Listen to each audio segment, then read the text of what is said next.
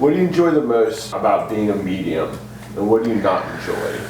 The thing that I enjoy most about being a medium is helping people believe and understand that their loved ones are still there. For more than a decade, I worked in a level 1 or level 2 trauma center, and I dealt with families who lost loved ones. It was literally my job to take care of families whose loved one had just died and their body was right there laying on the stretcher.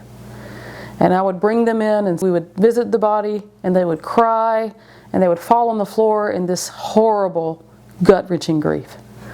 And I did this for a really long time, and it's not what I went to school to do. So I landed there, I think, by chance, but I also think by plan, so that I would understand the full circle of grief and what it looks like for every race, every ethnicity, men, women, old, young, it doesn't matter. Everybody grieves. Now that I have fully sort of come into the mediumship after doing that for so long, and for losing my own loved ones, I think the count is 13 now that I've lost in my family. Now I get it. So the most satisfactory thing to me is that my journey has not all been for nothing. And that now, instead of picking people up off the floor and holding them and right there in the room with the dead body, I can say, oh, well, he's showing me a vase of flowers, or he's showing me that you got a new car, or, you know, it's an open line to the spirit world, and it's giving them the kind of comfort that I could never give them when I was working in the emergency room.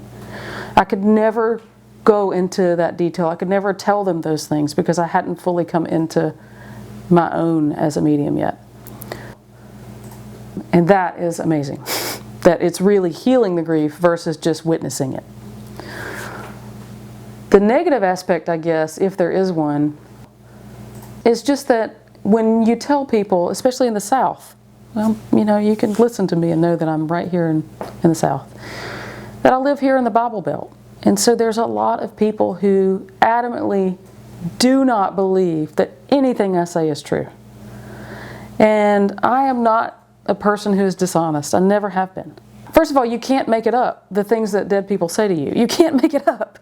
The second thing is that when someone says, oh, what do you do? And you tell them, you spend 15 minutes of your life sharing your story, and then their answer is, oh, well, I don't believe in all of that. It's very disheartening because you basically just invalidated everything that I said about who I am.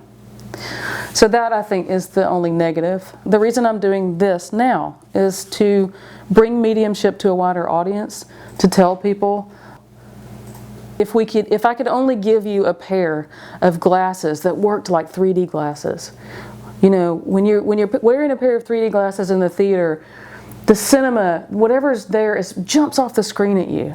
If I could give you 5D glasses and you could see all of the spirits around us, you would believe me.